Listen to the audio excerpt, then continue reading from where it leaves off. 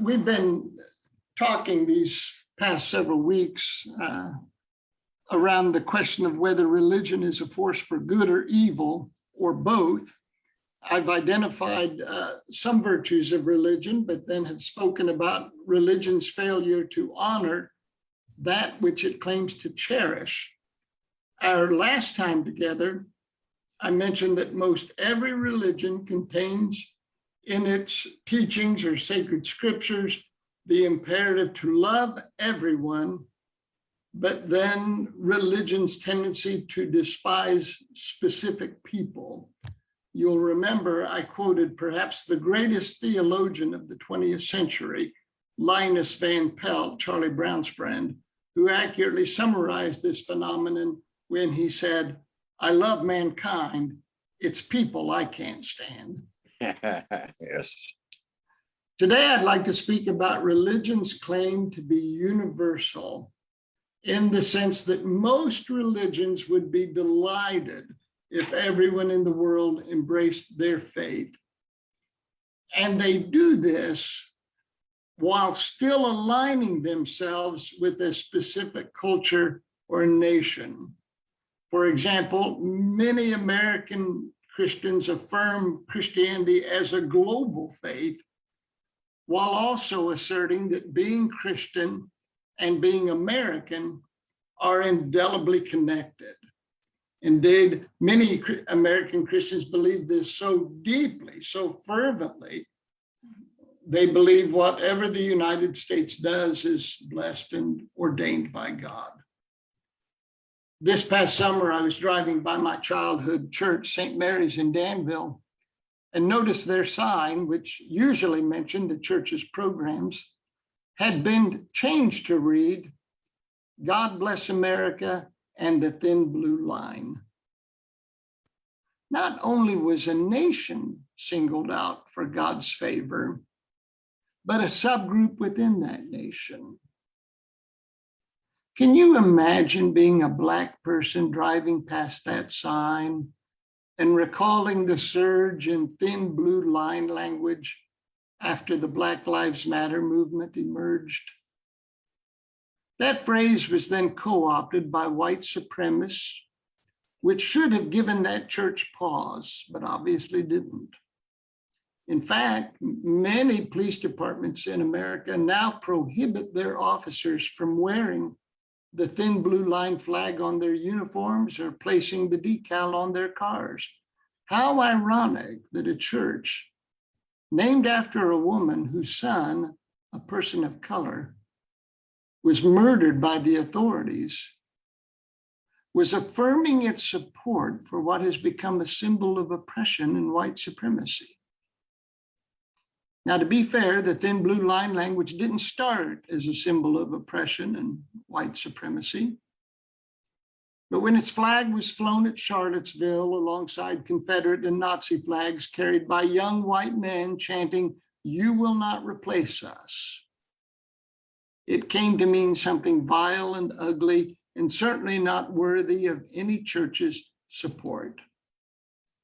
It can only be the case that that church's central feature was no longer the universal God who created and blessed all people everywhere, but was now a nationalist church whose love extended only to a relative few. And this, I contend, is the inevitable offspring when religions and nations marry: nationalism, xenophobia, and ultimately violence. History tells us this is true. The rise of the Nazi Party in 1930s was aided and abetted by the German evangelical church, born in its pulpits and pews. Today, the fires of religious division in the Middle East are daily stoked in fundamentalist Islamic mosques and madrasas and hardline Zionist schools and synagogues. The toxic mix of religion and nationalism is today laying waste to Yemen, Sudan, Iran, and Afghanistan. And here in America, though there is a firm constitutional line drawn between government and religion, the marriage of political power and religion is a real force, an inevitably dangerous force. For whenever a nation is convinced God is on its side, whenever a nation believes God blesses their endeavors and theirs alone, whenever a nation is convinced its moral authority and power comes from God, it risks arrogance and then evil. Any careful observer of America's trajectory since the rise of the religious right cannot help but see this. Christopher Hitchens, who we mentioned at the start of this sermon series, said, "How dismal it is to see present-day Americans yearning for the very orthodoxy their country was founded to escape." It is difficult in a culture such as ours, when nationalism and faith are so tightly interwoven, to raise a voice of objection against the all too common idolatry of nation and race. But it must be done for the sake of the nation, the church, and the future. This national idolatry is not a new problem.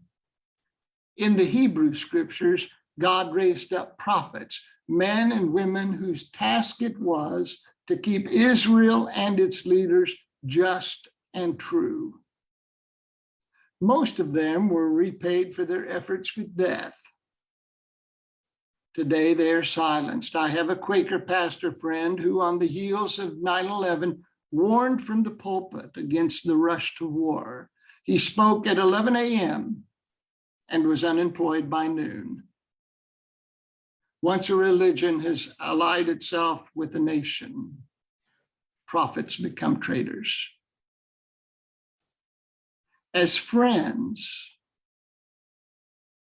we believe any religion that is good for us but bad for others doesn't merit our allegiance. We believe religion should make room, not push away. We believe the light of God shines on all and not a select few. We applaud governments that are honest, open, and beneficial, and work to make them so by challenging governments that are deceitful, closed, and harmful. We are careful never to lend our moral or ethical weight to leaders who want only to use it for selfish and dangerous ends. We believe any religion which elevates some and diminishes others is a corrupt faith and has lost its way. We believe the strength of a nation isn't measured in its wealth or military power, but in its commitment to justice, equality, and the betterment of all. Regrettably, many American Christians have forgotten what should never be forgotten: that the ultimate allegiance for the Christian isn't to a flag, a party, or a president, but to a principle. To love God with all your heart, soul, strength, and mind, and to love your neighbor as you love yourself. Friends, let us enter into a time of open worship where you share as you feel led.